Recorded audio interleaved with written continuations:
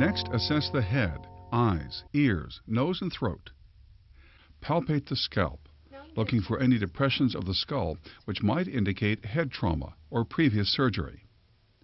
Inspect the hair and its texture, looking for nevi, lesions, or parasites.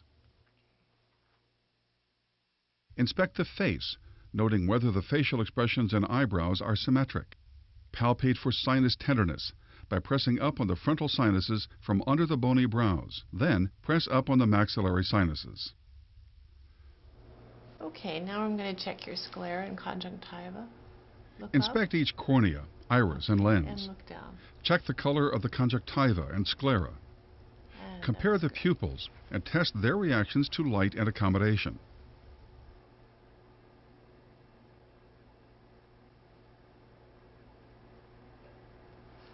Good. All right, now I'm going to look inside your eyes.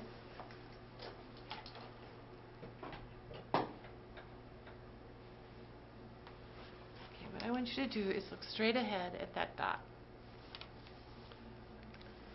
And just bring your head down a little bit. That's it. With an ophthalmoscope, inspect the ocular fundi.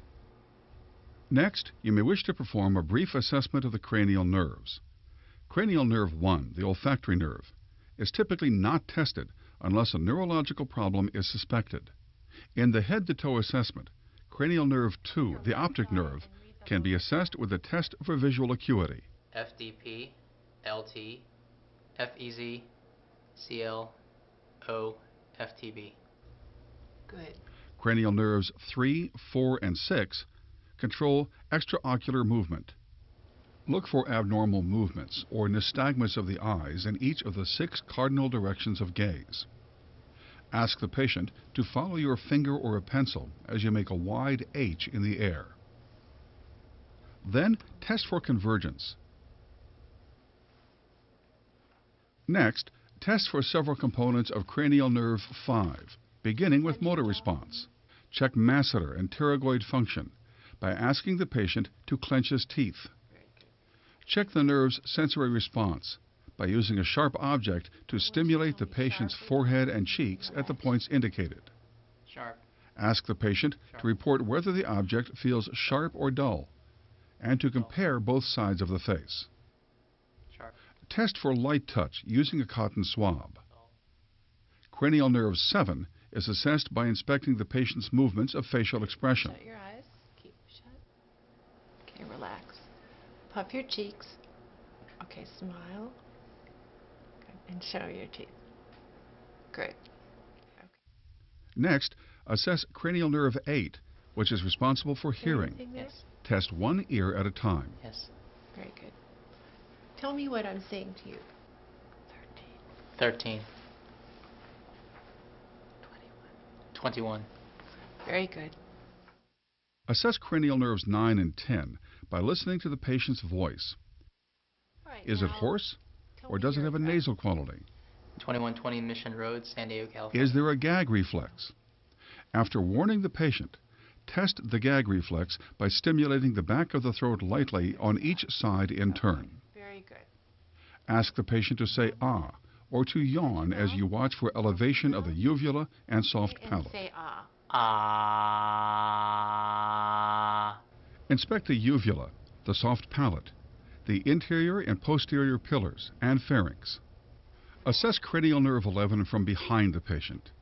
Look for atrophy or fasciculations in the trapezius muscles. From the front, ask the patient to shrug both shoulders upward against your Keep your hands. shoulders straight Note up. the strength of the trapezius.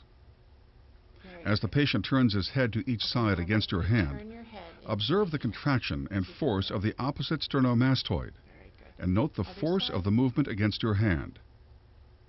Okay. Assess the 12th cranial nerve by inspecting the patient's Right, tongue now for I'd like you to atrophy or open your mouth. fasciculations. Down. Then, Your tongue with the out. patient's tongue protruded, Excellent. That's look for perfect. asymmetry and deviation from the midline. Okay. Very good. This completes the assessment of the 12 cranial nerves. Next, Okay. inspect the anterior and inferior surfaces of the nose. Note any asymmetry or deformity. Okay, this will be a little bit uncomfortable. Tip your head. Then back inspect a the little bit. inside of the nasal passages with an otoscope. Okay, excellent. and using your largest ear speculum, examine the ear canal and drum. Inspect the mouth, observing the symmetry, color, and moisture of the lips, and note any masses, ulcers, cracking, or scaliness. Teeth. Inspect the oral mucosa, and note the color of the gums, normally pink. Inspect the gum margins and the interdental papillae for swelling or ulceration. Inspect the patient's teeth and look for abnormalities. Inspect the hard and soft palates, the uvula, tongue, and other structures of the mouth. Pay particular attention to the floor of the mouth and the sides and undersurface of the tongue, for here is where cancer may develop. Excellent. Very good. Begin your inspection of the neck, including the sternomastoid muscles, by noting any swellings or abnormal posture. Look for enlargement of the parotid and submandibular glands, and note any visible lymph nodes. With the patient relaxed, palpate the lymph nodes in the anterior cervical chain and above the clavicle.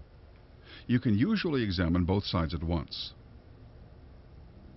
Flex the patient's neck slightly forward toward the side being examined.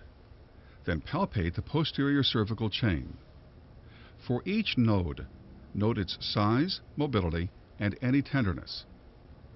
Next, palpate in the sternal notch to check the position of the trachea. It should be midline. Inspect for the thyroid gland by first tipping the patient's head back a bit. Inspect and palpate the region below the cricoid cartilage for the thyroid isthmus and for any glandular enlargement.